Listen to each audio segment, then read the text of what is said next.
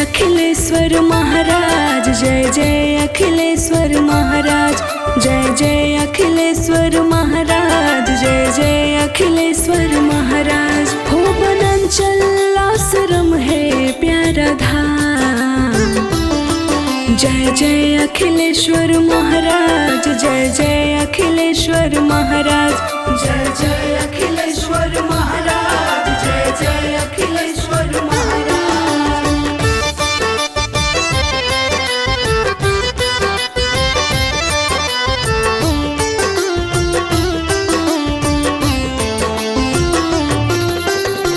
इनके कृपा से सब दुख भागे, आश्रम जो आए किस्मत उनकी जागे।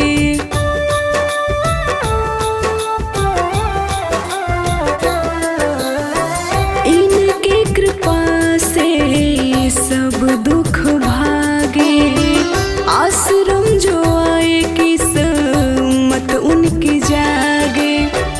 आवे जहाँ सगरो समाज, जय जय अखिलेश्वर महाराज, जय जय अखिलेश्वर महाराज, जय जय अखिलेश्वर महाराज, जय जय अखिलेश्वर महाराज।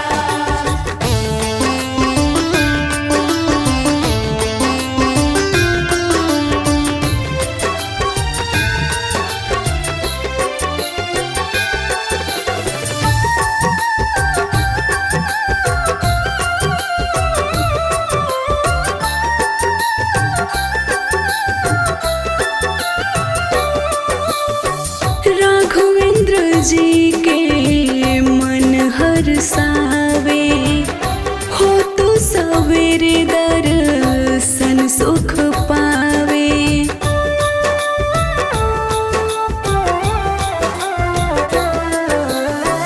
राघवेंद्र जी के मन हर्षावे, हो तो सवेरे दर्शन सुख पावे।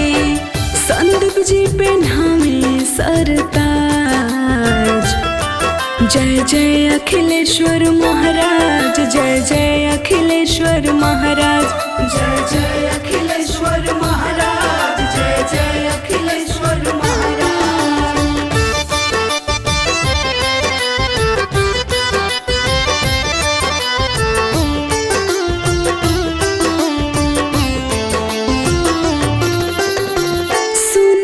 भजन अमृत मुख वाणी, हो यही सफल जीवन कल्याणी।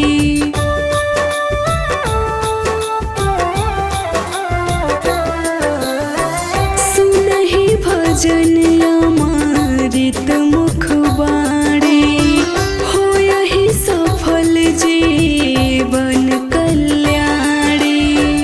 गावहि साज, जय जय अखिलेश्वर महाराज, जय जय अखिलेश्वर महाराज, जय जय अखिलेश्वर महाराज।